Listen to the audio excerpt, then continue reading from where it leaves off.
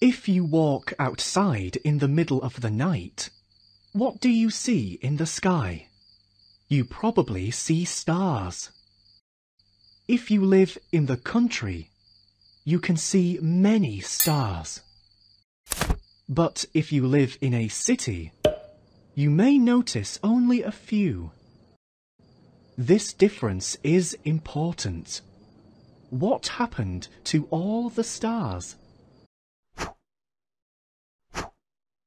The stars are still in the sky, but people cannot see them because of light pollution. Too much light can make it difficult to see the night sky. But light pollution affects more than just the night sky.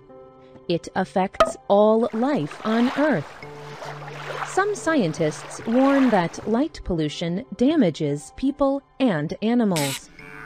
These scientists are working to save the night sky. Thousands of years ago, it was common to see many stars in the sky. That was because there were no lamps or electric lights. People who wanted light needed to build a fire. However, this changed with the invention of electricity. More and more people could buy electric or artificial lights. They could put the artificial lights in their houses, businesses and streets. Bob Parks works for the International Dark Sky Association. This organisation works to keep and protect the nighttime environment. He told the Diane Rehm Show, "Over the past 50 years, the population has moved closer to cities. Cities have gone brighter, using more lights. And that means that most people growing up today will never see beautiful groups of stars. They will never see a natural night sky. They will never be inspired by it. And we think that is very tragic." Today, people are surrounded by light, even at night time. Much of this light is not necessary, or the light travels where it should not be. It creates light pollution. Light pollution is any artificial light that goes where it is not supposed to be. For example, a person can put a light on the outside of his house. It shines on his own house. But the light could be too strong. It may also shine on his neighbor's house. The extra light shining on the neighbor's house is one kind of light pollution.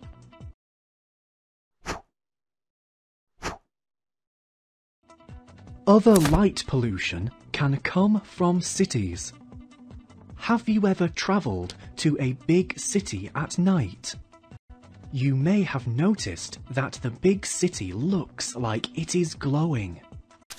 It has a low, soft light all around it. Pictures from space show the soft lights of cities from all over the world. But is all this light really a big problem? People need light to see. They need light to work and drive safely at night, and for many other things. But scientists say that this extra light has proven effects on living creatures, animals, and humans. One animal affected by light pollution is the sea turtle. Pregnant sea turtles always lay their eggs on a dark beach. The beach is near the water, but covered in sand.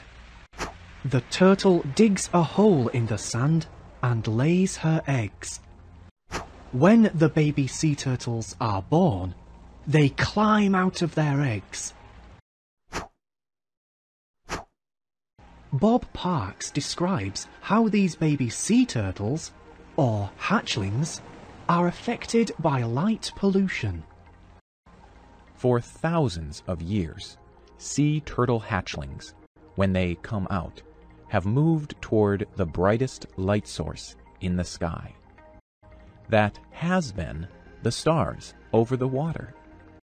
That gets them into the water safely when they hatch at night. If you have lights from buildings behind the beach, when the hatchlings come out, they are drawn to the brightest light source. That is often a car parking lot or a road. The hatchlings never make it back to the water. Today, sea turtles are finding fewer and fewer dark beaches. But people like Bob Parks work to fix this situation. Parks works with the government. This part of the government works to manage and protect animals. Together, they redesign public lighting, like the lights in car parking lots and roads. They use less intense lights. Public lights are usually a blue color, similar to stars. So, instead, they use a light that is a little different in color. The hatchlings do not go toward the yellow, orange, or red lights.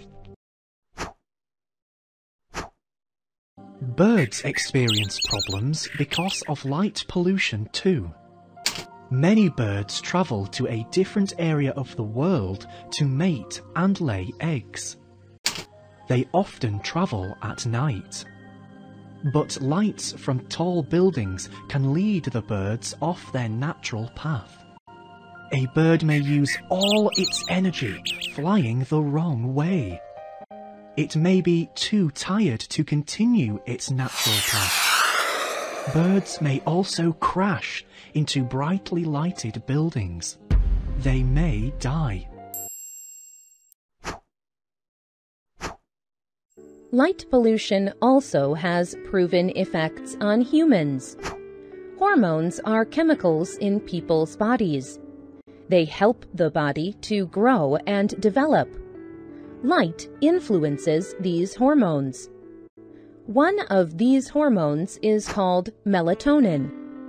Melatonin governs when people sleep and wake. Light can suppress melatonin. Yet many people go to bed with the lights on. This suppresses melatonin. These people do not sleep well. Some people also work in the middle of the night. They work in artificial light. Then they sleep during the day. Experts say that this also has bad effects on a person's hormones, especially melatonin. Some studies show that when people continually suppress their melatonin, they have higher rates of health problems. People can reduce these risks in simple ways. First, do not go to bed with the light on. And second, if you work in the middle of the night, try to work at similar times for a few weeks. Do not work some nights and some days. Instead, form a pattern.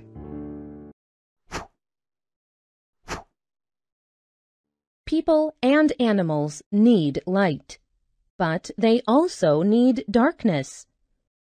There are simple ways to solve the problem of light pollution. Experts say that people must first use light wisely. Only use the amount of light that you need. Do not think that more light is better light. People also can greatly reduce light pollution by using well-designed lights. These lights use particular colours. They only shine light where it should be. Using less light and better lighting methods reduces the energy people use.